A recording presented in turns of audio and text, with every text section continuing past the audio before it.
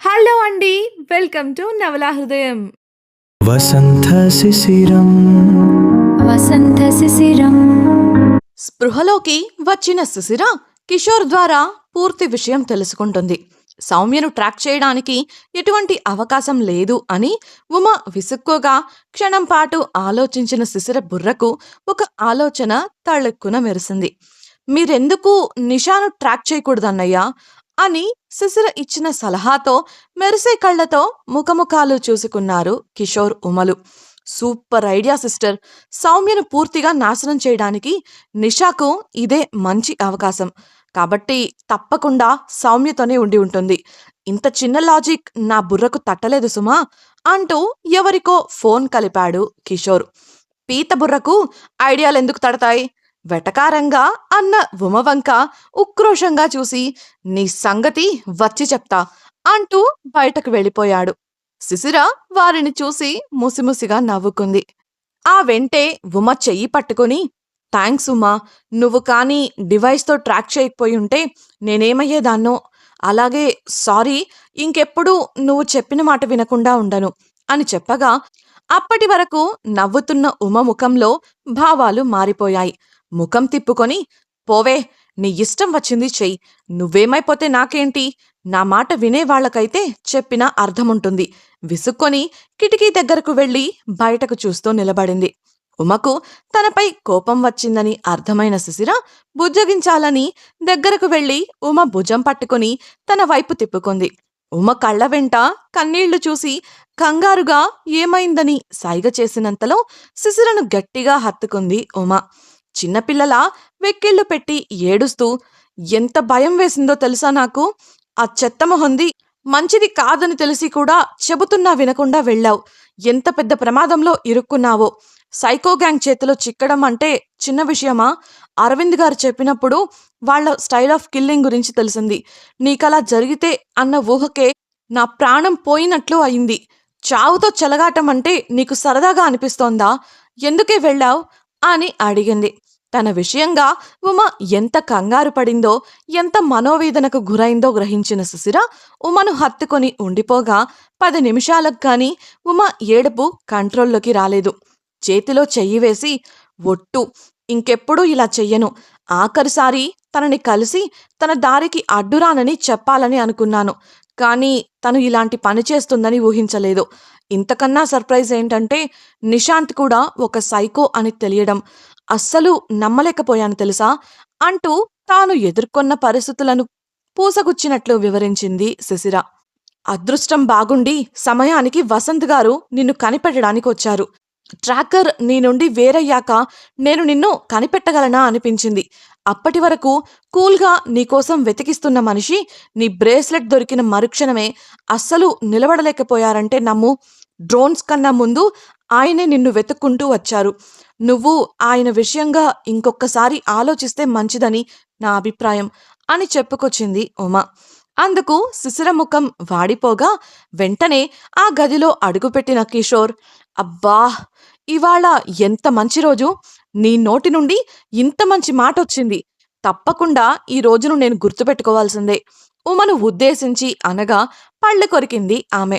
ఉక్రోషంగా చూస్తూ, ఎంతసేపట్నుంచి అలా పిల్లిలా నక్కి మా మాటలు వింటున్నావు? నీకలా వినకూడదు అన్న మేనర్స్ కూడా లేదా అని ఉమ అడగడంతో తడబడి, హలో, నేనొచ్చింది ఇప్పుడే. రావడంతోనే నీ మాట విన్నాను, నీతో మాట్లాడాను, అంతకుమించి ఏం లేదు అంటూ వెళ్ళి శిశిరతో, మన వాళ్ళు ఆ నిషాని ట్రాక్ చేసే పనిలో ఉన్నారు సిస్టర్. నువ్వు ముందు తినేసై, ఆ సౌమ్య ఖచ్చితంగా దొరుకుద్ది అంటూ ఇడ్లీ పొట్లం చేతికి ఇచ్చాడు.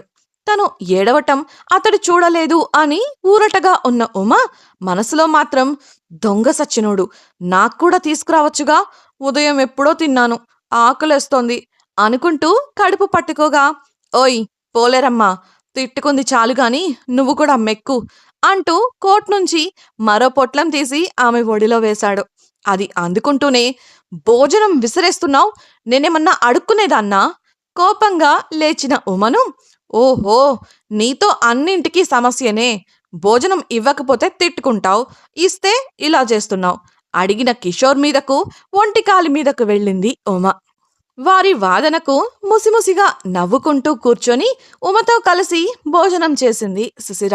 సౌమ్యను సిటీ దాటించాలని డ్రైవ్ చేస్తున్న నిషా దాదాపు సిటీ పొలిమేరను దాటి హైవే చేరుకుంది. అప్పటికే అంతా తమ కోసం వెతుకుతుండటంతో సందులు గొందులు తిరుగుతూ వారి నుండి తప్పించుకొని రావటం వల్ల ఆలస్యమైంది. ఆ విషయం అర్థం చేసుకోకుండా నిషాను అసమర్థురాలని నిందిస్తూ గొణుక్కుంటూ కూర్చుంది సౌమ్య. ఒకానొక క్షణాన సహనం చచ్చిపోయిన నిషా, అసలు నువ్వు చేసిన పనుల వల్లే కదా మనం ఇలా రోడ్ల వెంటపడి తిరుగుతున్నాం. నువ్వు మీ తాతయ్య మీద దాడి చేయకుండా ఉండుంటే నువ్విలా పారిపోవాల్సొచ్చేది కాదు. నువ్వు కాని మా అమ్మా నాన్నలకు యాక్సిడెంట్ చేయించి మా ఫామ్ హౌస్ గురించి బయట పెట్టకపోయుంటే నేను ఇలా దాక్కొని తిరగాల్సొచ్చేది కాదు గంభీరంగా అరిచింది. ఆ మాటలకు విస్తుపోయి కళ్ళు పెద్దవి చేసి చూస్తూ ఉండిపోయింది సౌమ్య. నిషా తన కోపాన్ని వేగంలో చూపించగా షాక్ నుండి తేరుకుంటూ, అయితే అదంతా చేసింది నేనే అని నీకు తెలుసా? తెలిసి కూడా నాకు సాయం చేయడానికొచ్చావా? అపనమ్మకంగా అడిగింది. ఆవేశంగా ఉన్న నిషా ఏ సమాధానం ఇవ్వకుండా మౌనంగా డ్రైవింగ్ పై దృష్టి సారించగా సౌమ్య కళ్ళల్లో నీళ్లు తిరిగాయి. ఆమె శరీరంలో వణుకు మొదలవగా పశ్చాత్తాపంతో చూస్తూ, ఎందుకు? నీకు అంత నరకం చూపించాక కూడా నాకు సాయం చెయ్యాలని ఎందుకనుకున్నావు?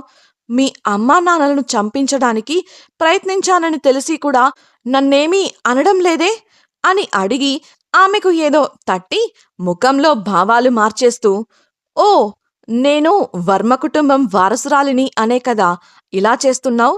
నా శక్తి ముందు నిలబడలేననే కదా నేను ఇంత చేసినా నాకు సాయం చేయాలని వచ్చావు అని అంటున్నప్పుడు ఆమె ముఖంలో ఏదో సంతోషం, స్వరంలో గర్వం తొంగి చూశాయి. ఆమె వంక స్థిరంగా ఒక చూపు చూసిన నిషా మళ్ళీ డ్రైవింగ్ పై దృష్టి సారించగా, నాకు తెలుసు, అందుకే ఇలా కుక్కలా నా వెంట వస్తున్నావు. సరేలే, సిటీ దాటేశాం కదా, ఇక్కడ పక్కనే ఎక్కడైనా ఆపు. ఇక్కడ్నుంచి నేనే వెళ్ళిపోతా. మా వాళ్లకు కోపం తగ్గాక అప్పుడు తిరిగొస్తాను గర్వంగా చెప్పింది సౌమ్య. అందుకు నిషా పగలబడి నవ్వుతుంటే, కార్ ఆపమంటే నవ్వుతావేంటి? చెవుడొచ్చిందా లేక పిచ్చి పట్టిందా? కోపంగా ప్రశ్నించింది సౌమ్య. చాలాసేపు నవ్విన నిషా, పిచ్చా? ఎవరికే పిచ్చి? ఎవరే నీ వాళ్ళు? ఇంత జరిగాక కూడా నేను నీ వెనకున్న డబ్బు కోసమే నీ వెంట వచ్చాను అంటున్నావు చూడు, నీది పిచ్చి, నువ్వే పిచ్చిదానివి కసిగా అంది.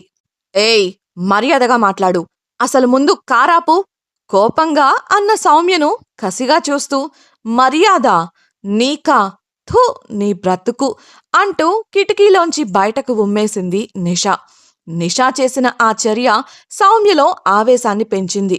మర్యాద ఇవ్వకపోగా ఇలా దూషించినట్లు మాట్లాడుతున్న నిషా మాటలకు పళ్ళు కొరుకుతూ, కార్ ఆపు అని గట్టిగా అరిచింది సౌమ్య. ఆమె వంక సూటిగా చూస్తూ ఈవిల్గా ఓ నవ్వు విసిరిన నిషా సడన్ గా సర్వీస్ రోడ్లోకి కార్ను కట్ చేసింది. అదే రహదారిపై ఆ చోటుకి 100 కిలోమీటర్ల అవతల కొన్ని బైక్లు, 2 కార్లు వారి వైపే దూసుకొస్తున్నాయి. నిషా వాళ్ల కార్నే లక్ష్యంగా చేసుకొని అతి వేగంగా ముందుకు దూసుకుపోతున్నాయి. బైక్ల వెనుక ముందున్న కారులో ఉన్న నందన్, రేయ్ గగన్, నీ యబ్బా ఈ స్పీడేంట్రా? నాకింకా పెళ్లి కూడా కాలేదురా రేయ్ అని అరుస్తుంటే కార్లో ఉన్న వారితో పాటు వారందరికీ ప్రాతినిధ్యం వహిస్తూ అందరికన్నా ముందు బైక్ పై వెళుతున్న గగన్ బ్లూటూత్లో నందన్ అరుపులు విని నవ్వుకున్నాడు. ఎంతకీ గగన్ నుండి సమాధానం రాకపోవడంతో, రేయ్, నేను పోలీస్ ఆఫీసర్నిరా, నాకు కాకపోయినా నా యూనిఫామ్కైనా మర్యాదివ్వరా? ఒక పోలీస్ ఆఫీసర్ని పెట్టుకొని మీరు ఇంత స్పీడ్గా ఎందుకు డ్రైవ్ చేస్తున్నారా? నందన్ అరుపులు కొనసాగుతూనే ఉన్నాయి. వారి ప్రయాణము కొనసాగుతూనే ఉంది. నిజానికి అక్కడున్న కారులలో ఒకటి నందన్ వాళ్ల పోలీస్ వ్యాన్. పరిమితికి మించి వేగంగా వెళుతుండటంతో ఏదైనా జరిగితే డిపార్ట్మెంట్కు అతడే సమాధానం చెప్పాలి. అది అతడి బాధ. ఎప్పుడైతే నిషాను ట్రాక్ చేయడం మొదలుపెట్టారో ఆమె కోసం పోలీసులు కూడా గాలిస్తున్నారు అని తెలిసి అవసరమైతే పనికొస్తాడని నందన్ను లాక్కొచ్చాడు గగన్. ఆ విషయం అరవింద్ కూడా తెలుసు.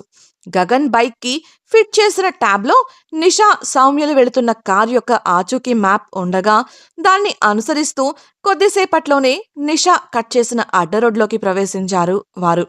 కారులో కంగారు పడుతున్న సౌమ్య, కార్ ఆపు నిషా, లేదంటే నేనేం చేస్తానో నువ్వు ఊహించను కూడా లేవు, ఆపు, గంభీరమైన స్వరంలో గద్దిస్తోంది.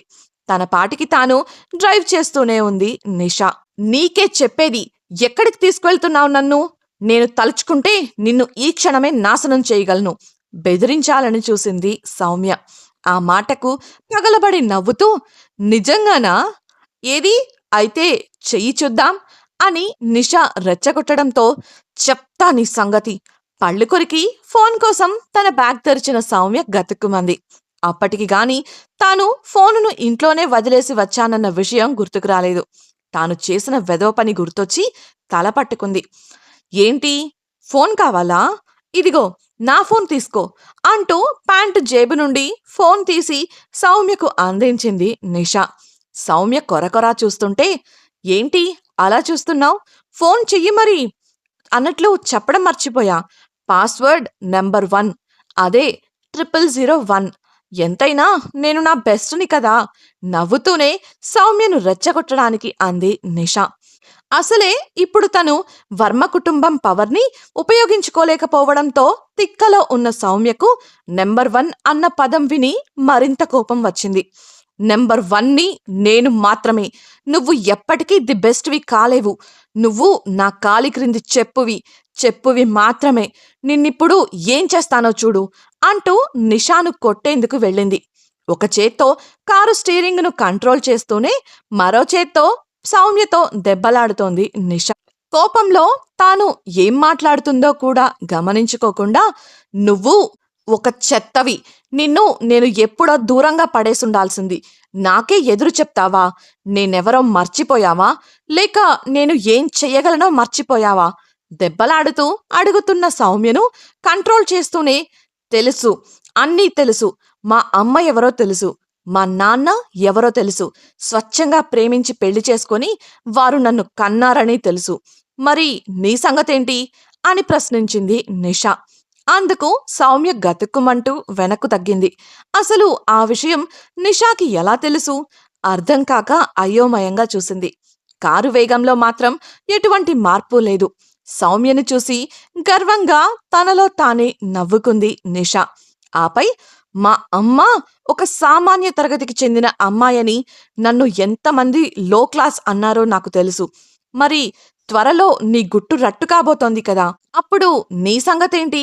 వారితో కలిసి నువ్వు కూడా నన్ను ఏడిపించావు కదా, ఇలాంటి ఓ రోజొస్తుందని ఊహించలేకపోయావు కదా అని అడిగింది నిషా. అందుకు సౌమ్యకు కాళ్ళు చేతులు ఆడలేదు. కళ్ల ముందు గతంలో తాను నిషాని హింసించిన సంఘటనలు కదిలాయి. మిగతా వారు నిషాను ఏడిపించిన సంఘటనలు కదిలాయి. లేదు, అలా జరగడానికి వీల్లేదు, నేను వర్మ ఇంటి వారసురాలిని, నన్ను ఎవ్వరూ ఏమీ చెయ్యలేరు. అసలు ఆ విషయం నీకెలా తెలుసు? ఈ విషయం తెలిసిన నువ్వు ఇక బ్రతకడానికి వీల్లేదు, ఈ విషయం తెలిసిన ఎవ్వరూ బ్రతకడానికి వీల్లేదు, చంపేస్తాను అంటూ సీట్లోంచి లేవబోయింది. సీట్ బెల్ట్ ఉండటం వల్ల కుదరడం లేదని బెల్టు తీసేసి నిషా మీదకు వెళ్ళింది సౌమ్య. ఆ అవకాశం కోసమే ఎదురు చూస్తున్నట్లుగా స్టీరింగ్ తిప్పి బండిని నేరుగా రోడ్డు ప్రక్కన ఉన్న భారీ చెట్టుకు గుద్దింది నిషా. ఇంతటితో సౌమ్య కథ ముగిసినట్లేనా? నిషా పగ చల్లారుతుందా? అసలు సౌమ్య వర్మ ఇంటి వారసురాలు కాదని నిషాకి ఎలా తెలుసు? గగన్ వాళ్ళు సౌమ్య నిషాలను కనిపెట్టగలరా? సమయానికి అక్కడికి చేరుకోగలరా? అసలు వసంత్ ఎక్కడా? తన కోసం పరితపిస్తున్న వసంత్ను శిశిర క్షమిస్తుందా? తెలుసుకోవాలనుకుంటున్నారా? అయితే ఛానల్ను సబ్స్క్రైబ్ చేసి వసంత శిశిరం నెక్స్ట్ పార్ట్ వినేయండి. అలాగే మీకు ఈ వీడియో నచ్చినట్లయితే లైక్ చేసి మీ సన్నిహితులకు షేర్ చేయండి. మీ అభిప్రాయాలను మాతో పంచుకోవడం కోసం కామెంట్ సెక్షన్లో తెలియజేయగలరు. ఇట్లు మీ నవలా హృదయం team. Thank you for listening.